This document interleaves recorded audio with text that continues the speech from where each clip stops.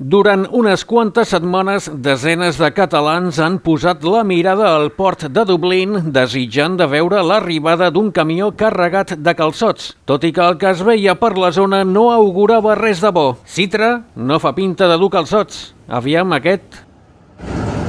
Reynolds tampoc. Unit45.com encara menys. Aviam aquest de dalt. Iguals calçots Care.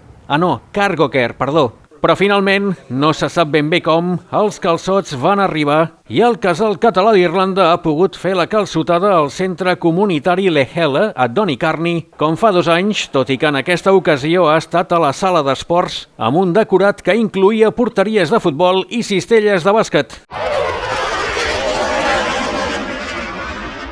Per acompanyar els calçots hi havia un pica-pica amb formatge, pernil, pa, tomàquet, escalivada i diverses salses, així com begudes refrescants i cervesa catalana. Els calçots s'anaven escalfant al forn per torns. Atès que a Irlanda no hi ha infraestructura calçotera, els paquets en paper de diari s'acumulaven i, mentrestant, els calçotaires petaven la xerrada a la sala explicant-se les seves batalletes a Irlanda. Sí, jo treballo en una multinacional molt important, Després ha començat la distribució dels calçots. Vinga, un aquí.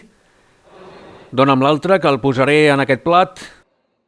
Un cop repartits, ha començat oficialment la calçotada, un esdeveniment en què destaquen dues coses. El moviment antinatural i forçat del braç cap amunt, que alguns han volgut immortalitzar amb una foto, i sucar el calçot a la salsa com si s'hagués d'acabar el món, a lo guarro, gairebé ficant-hi els dits i tot, perquè això és una calçotada i els finolis s'han quedat a la porta. Els més veterans, que ja acumulen unes quantes edicions, han demostrat tenir una dilatada experiència a l'hora de pelar el calçot i de sucar-lo. Recordem, molt important, sempre a lo guarro, finolis a una altra banda. De tota manera, com que no s'han repartit pitets, algunes camises han patit de valent i potser necessitaran més que una simple bugada. Després ha arribat l'hora de la carn, en què més d'un ha aprofitat per a fer un maridatge entre una cosa i l'altra, això sí, molt lluny d'aconseguir una estrella Michelin. Com d'habitud, la calçotada ha acabat amb una rifa, en què hi ha hagut acusacions de tongo, tot un clàssic de cada calçotada, gairebé com els mateixos calçots, amb repartiment de salses, calçots i samarretes dels castellers d'Eire, una colla que assaja cada dissabte i que, òbviament, dona la benvinguda a tothom, sigui a la pinya o fent d'enxaneta.